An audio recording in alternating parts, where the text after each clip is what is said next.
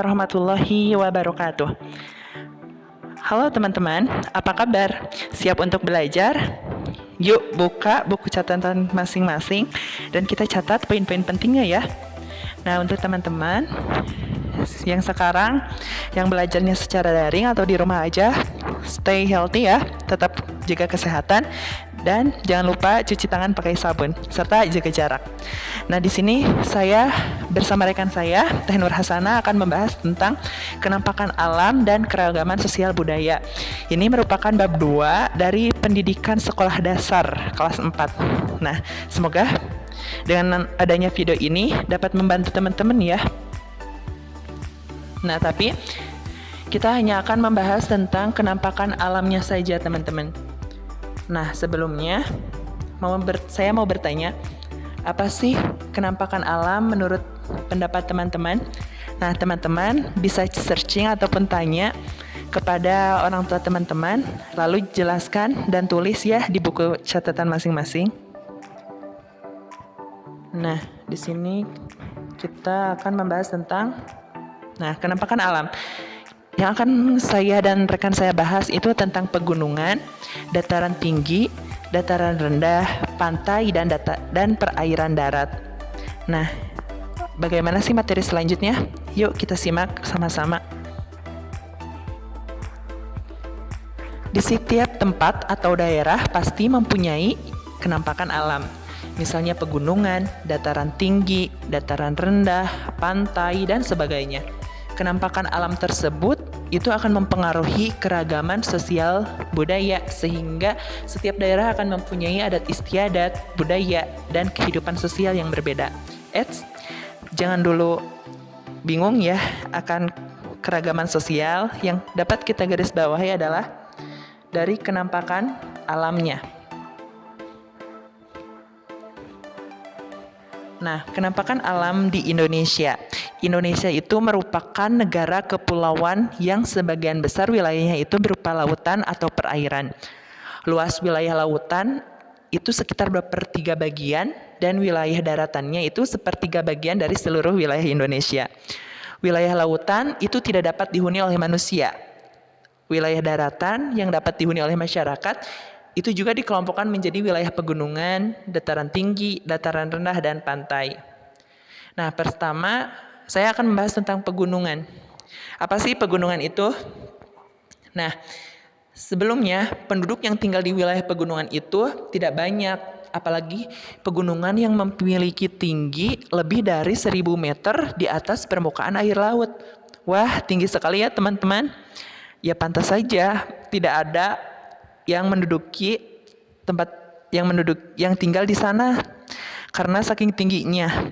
Nah, daerah pegunungan itu merupakan rangkaian gunung yang sambung menyambung dan mempunyai ketinggian itu lebih dari 600 meter di atas permukaan air laut. Nah, jadi teman-teman sekarang bisa membedakan ya mana gunung dan mana pegunungan. Nah, kenampakan alam di Indonesia itu yang merupakan daerah pegunungan adalah sebagai berikut. Teman-teman bisa lihat dan catat ya, lalu teman-teman bisa cari sisanya. Nah, di sini saya dan rekan saya hanya mengambil dari beberapa pulau terbesar yang ada di negara kita. Nah, teman-teman bisa baca ya dan bisa catat. Kita lanjut ke dataran tinggi. Nah, dataran tinggi itu mempunyai ketinggian sekitar kurang lebih 600 meter di atas permukaan air laut. Suhu udara yang sejuk di dataran tinggi ini sangat cocok untuk digunakan sebagai daerah wisata, rekreasi, dan lokasi perkebunan. Nah, di sini ada beberapa contoh dataran tinggi yang ada di Indonesia. Teman-teman bisa amati dan lihat ya di tabel 2.2. Nah, teman-teman bisa tulis. Kemudian teman-teman juga bisa mencari sisa dari negara mana, wilayah apa sih yang memiliki dataran tinggi di Indonesia. Nah, dari saya teman-teman coba dong cari tahu pegunungan apa yang ada di wilayah teman-teman atau di wilayah tempat teman-teman tinggal, dan dataran tinggi apa yang ada di tempat teman-teman tinggal. Nah, mungkin itu yang dapat saya sampaikan. Untuk materi selanjutnya itu ada dataran rendah, akan disampaikan oleh Teh Nur Hasanah. Nah, baik teman-teman, yang selanjutnya kenampakan alam di Indonesia yaitu pantai. Nah, bisa kalian lihat di sini ada gambar pantai yang dimana pantai ini digunakan sebagai objek wisata. Di sini ada infomedia bahwasanya secara umum ada 3 jenis pantai, yaitu pantai berbatu, pantai berpasir, dan pantai berlumpur. Pantai berbatu merupakan pantai yang sebagian besar wilayahnya terdiri atas batuan. Pantai berpasir umumnya sering dijadikan tempat pariwisata karena wilayahnya indah. Kemudian adapun pantai berlumpur, sebagian besar wilayahnya merupakan daerah berlumpur dan tergenang saat air pasang. Nah, teman-teman, apa sih yang namanya pantai? Pantai itu merupakan daerah perbatasan daratan dengan lautan.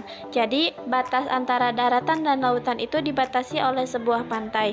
Penduduk yang hidup di sekitar pantai jumlahnya tidak banyak. Pada umumnya, penduduk pantai memiliki mata pencaharian sebagai nelayan. Wilayah pantai banyak digunakan untuk objek wisata, bisnis penginapan, dan restoran. Itu sekian tentang pantai. Kemudian yang selanjutnya ada perairan darat. Perairan darat ini terdiri atas sungai dan danau. Sungai dan danau memberikan manfaat yang besar dalam kehidupan manusia, misalnya sebagai sarana transportasi, irigasi, pembangkit tenaga listrik, dan sebagainya. Beberapa danau dan sungai besar yang terdapat di Indonesia adalah sebagai berikut. Nah, di sini ada sebuah tabel, di mana tabel ini menunjukkan danau dan sungai yang ada di Indonesia juga letaknya di daerah mana. Di danau ini banyak ya, semuanya ada 6, dan perlu kalian teman-teman ketahui bahwasanya danau yang paling besar itu adalah Danau Toba. Untuk sungainya yaitu Sungai Musi yang ada di Sumatera. Teman-teman, sekian pembahasan kita kali ini, yaitu tentang kenampakan alam di Indonesia. Nah, teman-teman, itulah sekian pembahasan tentang kenampakan alam di Indonesia, yang dimana kenampakan alam di Indonesia ini terdiri dari 5 ya. Kami Nugraha dan Nur Hasanah mohon maaf atas segala kekurangannya. Semoga bermanfaat. Wassalamualaikum warahmatullahi wabarakatuh.